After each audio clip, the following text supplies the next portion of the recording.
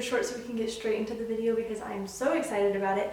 But today we are going to be testing out the best fall recipes and we're going to test them out and we're going to see. So with that said, make sure to give this video a big thumbs up, subscribe down below, and with that said, I'm going to get into the video.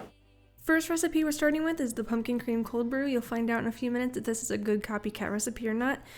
So yeah, here are all the ingredients. I have them on the screen. I'll have all the recipes in the description box, but let's get into making the pumpkin cream. So we're starting off with some half and half. I did use fat-free for this. Probably should have used the full fat kind, but this is what I had. So we're pouring that 1 cup into a pot on medium heat, and then also a half a cup of sugar is what the recipe called for. I did not use half a cup. That's a lot of sugar. So yeah, didn't use a full half cup. And then we're adding a tablespoon of pure pumpkin puree and a teaspoon of pumpkin pie spice. You can also add vanilla extract if you want. We're whisking that until everything is combined, but do not bring it to a boil. I let it cool for a little bit, poured it into this cup. Obviously, like a jar would look way cuter or something, but this is what we had. We're letting that chill for quite a long time, honestly. And now here we are, ingredients for the coffee. We have our Stout cold brew unsweetened, our vanilla Torani syrup. It's actually French vanilla. I tried so hard to get Starbucks vanilla syrup, guys. I went to so many Starbucks and they were either closed early or they didn't sell it. So we tried. We're adding about a cup of cold brew into our glass, some ice, and then of course we froth the pumpkin cream. It took me a long time to get it even slightly frothy. I can't say that word. Slightly frothy. But I think it's because I use fat-free half and half. So don't use fat-free. Let's just enjoy this for a second though.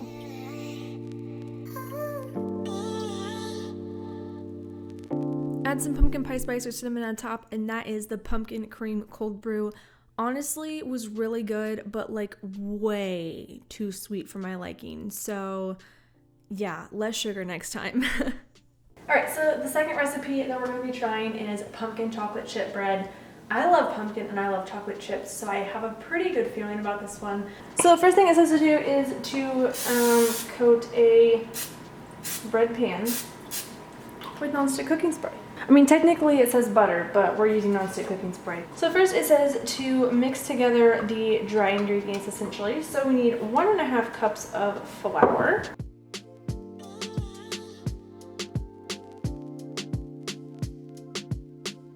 Now, I messed up and I tried to get everything for this video, right? Well, I ended up realizing that we don't have baking soda. So I looked up on Google and several people said you could use baking powder, but to triple the amount. So it calls for 1 teaspoon of baking soda. However, since we're using baking powder, we're using 3 teaspoons. Baking powder has baking soda in it, but it's technically a different chemical makeup. So we're using half teaspoon of salt, and then we have 1.5 teaspoons of cinnamon. Also, what's the best way to open these like little spice things? I literally, I never know what to do. I just kind of use whatever, but it never works. Okay, and then 1/4 teaspoon of allspice. Okay, we have our dry ingredients. Okay, and now of course we're going to mix the wet ingredients together. So we're gonna need 2 eggs for that. We need 1 cup of pumpkin. I need to grab my can opener.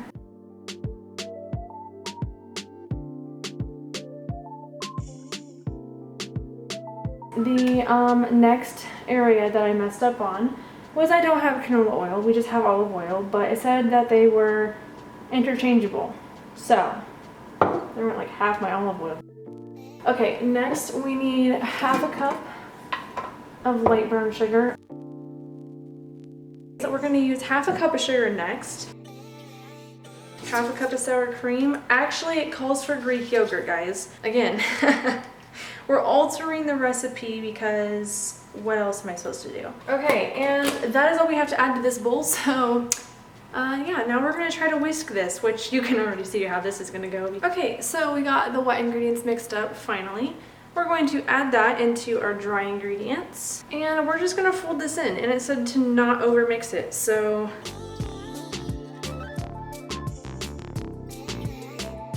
we're pouring this into our pan now, and then it said before you can slice it, we have to let it cool completely.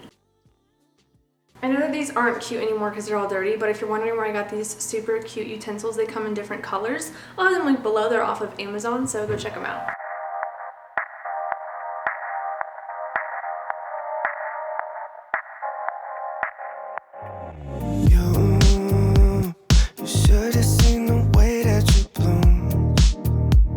So I was really disappointed with this recipe. It might have been because I used sour cream over the Greek yogurt. I feel like it had a different taste to it slightly, but I still wouldn't make this again, honestly. The more I let it cool, the better it tasted, but I still wasn't overly impressed with this recipe. Okay guys, now we're trying some apple cider in the crock pot. Supposedly the best one. Let's see how this goes. So I just honestly did not even try to film this. This was like so difficult because I didn't have an apple peeler or like, you know, a potato peeler or whatever to like peel the skin off the apples. And I didn't have like anything to cut the core out of the apples either. So honestly, it was just a mess, but I put my crock pot on high for, I think it was like 4 to 5 hours. Again, I'll have the recipe in the description box below. Yeah, 10 cups of water went into the crock pot. I peeled, cored, and cubed to the best of my ability the apples. Put that into the crock pot as well. Added some ground cinnamon because I could not find cinnamon sticks, guys. I went to like 3 grocery stores, couldn't find them. So this is what we went with. And then also some ground allspice. You're also supposed to find whole cloves. I also could not find whole cloves. Like, I don't know. It was just against me, I guess. But yeah, there's the recipe again. I'll have it down below in the description box. But yeah, we're just adding these spices on top and we're gonna let that sit for 4 to 5 hours. Such a long time. Honestly, this just looks pathetic, but like, how do you mash apples? I used a fork, okay? I used some forks and like, yeah, it was rough, okay? It was a little rough. So did our best. I ended up doing more later on that I did not show you guys. This recipe was just wow. I'm adding some brown sugar. I just kind of eyeballed it because I didn't want it to be too sweet, so I kind of just like added more as needed. And then we let it sit for another hour.